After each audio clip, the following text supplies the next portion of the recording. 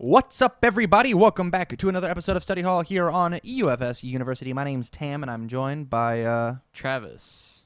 TNT Tangeman. You remember the nickname you gave yourself? Yeah. It's on your jersey. It is. What Study Hall is for the unenrolled is we take a bunch of your guys' UFS topics and some of our own, and we sit down and we discuss them for your amusement, entertainment, and knowledge. But before we get into that, a little bit of housekeeping. If you like the content, go out to patreon.com/UFSU University and throw us a couple bucks, and you'll get some extra products. We've got a new set rolling out as well as like a new season, and we're going to be amping up some new cool stuff for you.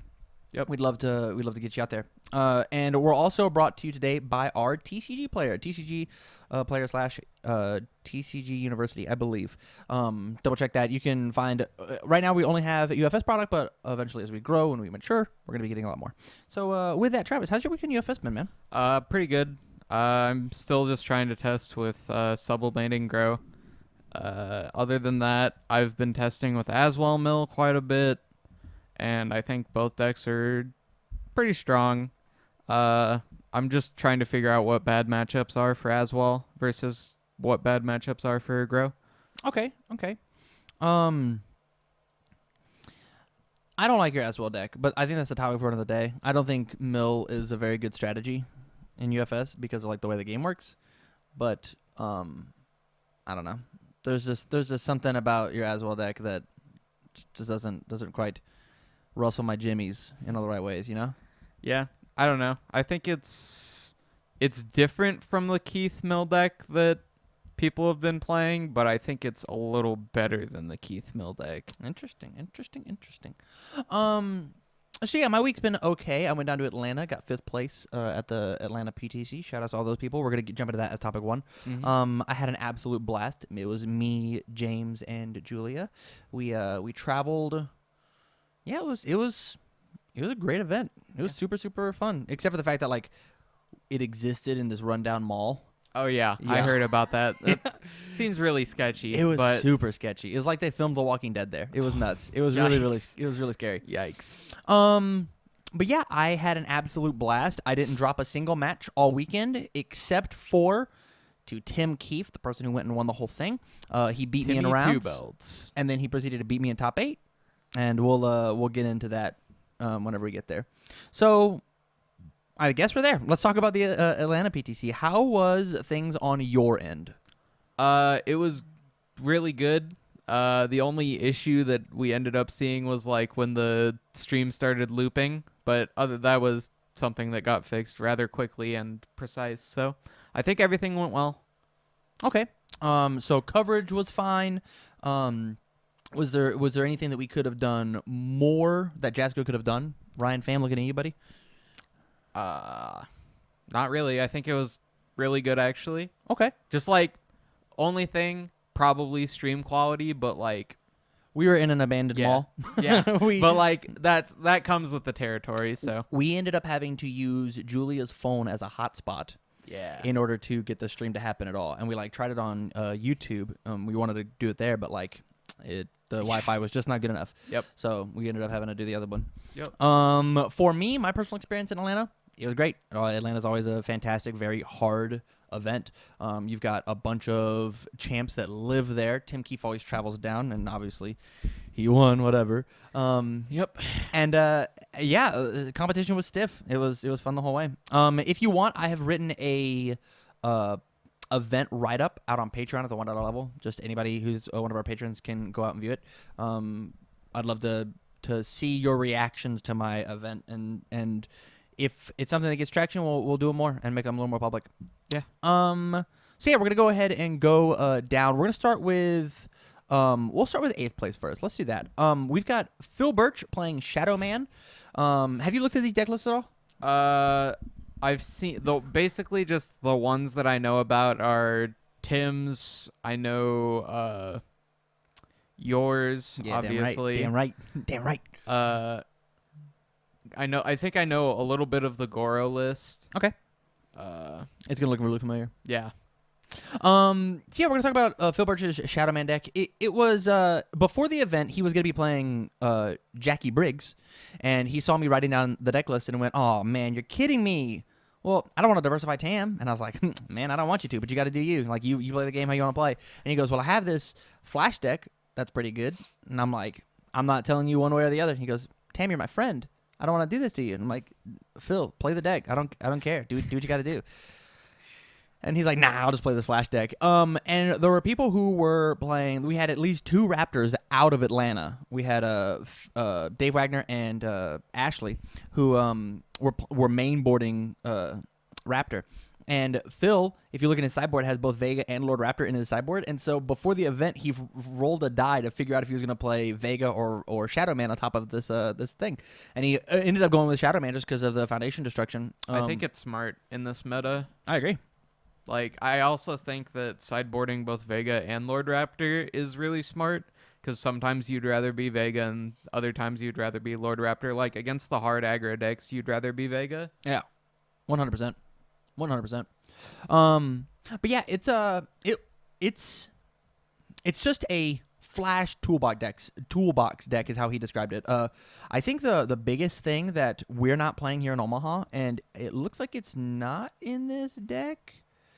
Then we'll get to it eventually. I think like he's playing Feels Good to Be Bad. He's playing triple Showtime. He's playing 3 pull Demogogens, which are like in Shadowman that doesn't make any sense. But that card's nuts in Vega, huh? He's playing Bang, Swordfish, and like Conch Blast plus the Hurricane of Death is a beating. It's absolutely It's a disgusting. real beating. And there's just a bunch of really, really cool options that he has. Heal by a Shaman was putting in work all weekend. That card's insane. Yeah. That card's actually what Flash needed in order to be relevant at all. Oh, yes. Because like the issue with Flash is it doesn't draw anything, and it's obvious here. I think like the main things that he lost to was just Goro. I think like this deck just loses to Goro because I'm not sure that his Foundation pieces are good enough on defense. Yeah. And like siding into Raptor, the Breaker 2 doesn't do anything because he's only got 4 cards. He'll pass them, and the flip of +2 to your checks. I actually +2 cards. I actually don't think you side into either character here. I think you just stay Shadowman against Goro and try and blow up his staging area as much as possible. Yeah, I saw him siding because I think he was just losing game 1 because I just don't think Shadowman can cut it. Yeah. I mean, I think the problem playing against Goro is he puts you on an extremely tight clock. Yep. If you can't deal 40 before he can deal your life total, you're probably going to lose. Yep. And I think Shadowman can accomplish that much easier than Raptor and Vega can. Totally. Just because, blow up that Foundation, get 3 damage. Yeah, 100%. I agree wholeheartedly. There's not much else we can say really about this deck, except for, and we're going to say this with all of these, test this deck. Test it. It got 8th at a PTC at Atlanta, which matters. Like, Atlanta's a big event. Mm-hmm. The next one I'll talk about is Miles Tyler's Kin 2-dot deck under fire. This deck was really scary. It's 28 attacks. Jesus Christ. Mm-hmm. He has a lot of attacks. that's a lot. 3 Unite, 1 Not Over Yet. I think he should have been playing more Not Over Yets, but that's just my personal. He was playing a tight 40 or tight. Nope, he's playing 70 cards. Of course. Yeah, he's playing 70. Just afraid of milling out on turn 2, but he was doming people. He was running hot the whole event. The whole event. I think that's what you have to do with Ken is just run hot and kill people. He was my second hardest matchup after Tim Keefe, for sure. 100%. I watched that match. Yeah, it was a good match. It was a slobber knocker. I think I only won that match because he did not use a Goro's Victory pose during a Violent Shuriken, so I could not bang Ken. Yep. But I could because he did not do that. He did the damage first. Yep. So I won. There's not really much I can say about this deck. It's a bunch of 4-ofs. I think it's really interesting he's playing like Esoteric Yoga and Undying Rage. Like, what can he pick up with Undying Rage? Desperation or Fury? Desperation 3 is Pharaoh Shot. Picks up That's Shoryuken. Shoryuken has Fury. Inazuma has Fury. Kurobushi Oh, they all has 3 Fury. have Fury. Okay. Yep. All of his attacks have Fury. Okay, that's actually really good. Yeah. I dig that. 1 Showtime. This is the sickest card in his deck, straight up, because of the 4 Leg Shredder. Mm-hmm. That's sick. Yeah, no surprises, really police awesome. connections, short fuse. Like, there's a bunch of really, really rad options. The short fuse actually mattered, I want to say. No, that was Darren Goro for my hand cannon. Mm-hmm. He wasn't able to do that. How do you feel about this? Look at this Dark Kirito on the side. Why is this here? So I think Dark Kirito stops a lot of the things that Ken doesn't like to deal with, which is like speed, damage resets and stuff like Fade, Pulled the Majijin, Princess Parry, just things that disrupt you, because Ken just really wants to beat your face in. I think the biggest thing that this deck is missing, honestly, is Out of Your League's not mainboarded. I think that card has to be mainboarded right now. I think responses are so strong, and you got to get your shit to happen. Like, you have to. I agree. You have to make your things happen. But at the same time, I think if you're not playing Out of Your League, you can actually like a lot of the things that I don't see people do when they play Ken is like no one plays Tech Sphere, and that card's just insane when you're playing a character like Ken. It's a 5 diff. Yes, but it's also 4 copies of any attack that you have removed from game. Fair. Like, it's another Kurabushi kick, which is how Ken kills anybody. Which is like it's. When you're playing a Tech Sphere copying Kurabushi, it's better than Kurabushi because it's a 4 mid and they have to burn to block with a mid. So it's like, oh, this is a 4 mid for 5? Are you at like 2 or something? Well, you actually just can't block this. Yeah. I dig it. Yeah. But yeah, I think perfectly fine. Moving on to 6th place, Akuma 2-Dot Ben Shoemaker. Let's look at this nutty Akuma deck. He's running 4 Coffee Samba. He's running 4 Daho. He's running 4 Fatality. 4 Congo. He called it Susan because there's Susan right at the very end.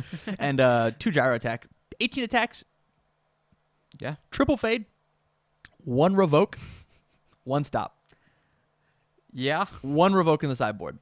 This crazy man. Look at this guy. I think that he played this deck exceptionally well. Look at this S-Class Hunter. Look at this. After opponent plays an ability on one of the committed foundations, they lose 2. And then respond commit after opponent's ready phase, commit one of the foundations that grants a speed or damage bonus. He was really scared of the mirror. Yep. He mainboarded mirrors match. 3 ammunition fees. Is that a mistake? No, not at all. You don't think there should be 4? I think... So it depends on how big your list is. So he's running like 63. I think you can run 3 if you're 64. playing. How did you spot that? Oh, you just did quick math. Yeah, I just did quick math. Whatever, I guess. Be good at math, nerd. And then I think you can play 3 or 4. Like, so he was obviously playing more to beat the mirror, which obviously there weren't that many Akumas at the event, right? I want to say there was at least 3. At least 3. Like, I don't know. He probably has to play the mirror match once for diversity, and that's about it. So I think since he's playing S-Class, he can probably cut in admission fees for more S-Class. Like, he can he's instead of playing 4, he's playing 3 and just playing another S-Class. Okay. I think. My thing is, like, S-Class is a 3 diff.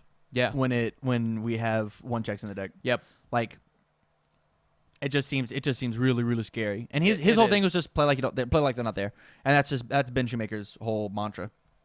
I think the biggest thing is the decks, the Akuma decks that were winning, the Akuma decks that were at tops, played Samba. They were playing Samba, and then the other one was playing Sadistic Ways. That's the card I'm thinking of. So they were playing these 1s and 2 checks. I don't think safety 3s is the way to go. I know Chris Nixon demolished the Chicago PTC, but like Ben Shoemaker was blowing people up. He was just blowing them up. I think in a character, so Akuma's a 6-hander, so he has 6 hand size problems. Sometimes he's not going to see the attacks that he needs to kill you, and both Samba and Sadistic Ways help you do that because they're big multiple attacks and 1 draws you cards. Totally. And this also opens you up. Like, Samba is one of the best openers in the game because it just says, oh, look at like stun 5, and now your board's committed. So you can't block any of this. Last deck we're gonna do for this one is gonna be my 5th place deck. Yeah. It is just an air ground smash loop deck. I don't want to talk too terribly much about it. I've done an entire profile that I'm positive you can find on our Patreon and will be out on YouTube here relatively soon. Or do you have any questions about my deck?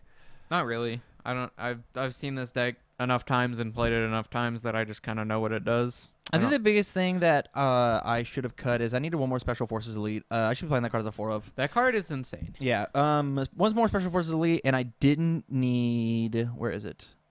I didn't need... Olympic Boxer. I said this in the profile. I never used Olympic Boxing once. It always got cited out. And I gotta say, Emergency Rations got cited in every game. Despise Evil got cited in a bunch. High Seas Adventure got cited in every game. It was just like almost to the point where I'm, hey, maybe I should have just like taken out these other options and played them, but maybe not. Maybe not because of how sideboards work.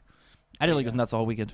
Like, you would think that Special Forces Elite just randomly giving 1 speed wouldn't be too terribly relevant, but it actually is. When your, like, air ground smashes are now 7 highs for 6.